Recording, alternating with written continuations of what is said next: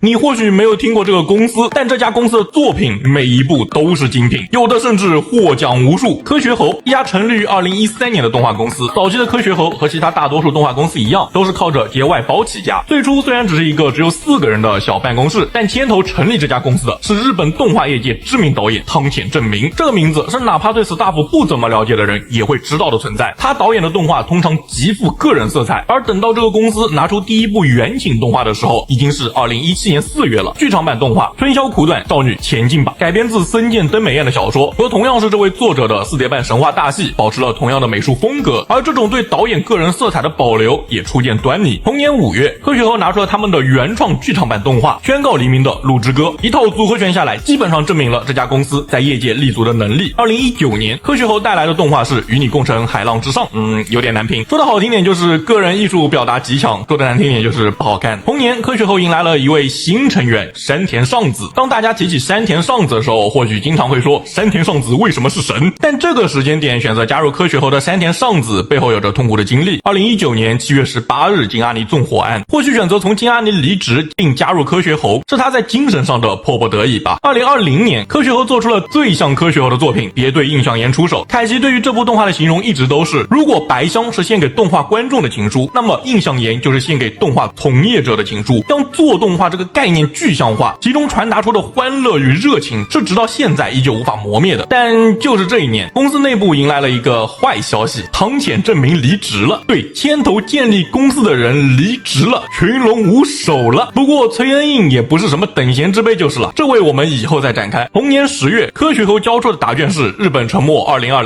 这部被多次翻拍的灾难题材又一次被翻拍了，不过吧，做烂了。2022年，科学猴端上来了2部惊世之作，一部是山田尚子导演的《平家物语》，故事讲述的是日本历史中一个贵族的风光与没落。如果不了解，那就当《红楼梦》吧。动画中我们可以明显看到，山田尚子在栗子与青鸟中的个人风格得到了最大化的体现，可以说是全力之作了。而另一部则是汤浅政明的《犬王》。是的，汤浅政明虽然辞去了董事的职位，但是暂时还是做完了《犬王》的导演工作。而这部《犬王》有多牛呢？得到提名的奖有这些，而获奖：富川国际电影节长篇竞赛单元特别奖、加拿大奇幻电影节动画单元长篇作品奖、西切斯影展时光机奖、第77届每日电影奖、大藤信郎奖、VFX Japan 奖2023、影院上映动画电影单元优秀奖、第1届新泻国际动画电影节大川陆谷奖。确实奖项很多，但是没什么名气。于是也有猜测说，汤浅政明的出走目的就是为了冲击更大的国际奖项。随后的2022年，我们就能看到山田尚子的《你的颜色》这部影片在国内也有引进，不瞒各位，我刷了3遍，但我只能说这电影是那种喜欢的会特别喜欢，但不喜欢的开头就离开电影院了。而在这一切的一切之后，就是大家最熟悉的胆大党了，疯狂、癫狂、张狂，极富张力的画面，是和山田尚子导演的劲完全相反的动画。山代丰我用自己的风格为笔，以胆大党为墨，在科学猴这张画纸上交出了自己的作品、自己的风格，这是我近2年看的最爽的动画，没有之一。自《魔女学院》之后，已经很少能看到动画画面有如此的张力了。大家觉得如何呢？在评论区聊聊吧。我是凯奇，我想和你聊聊动画。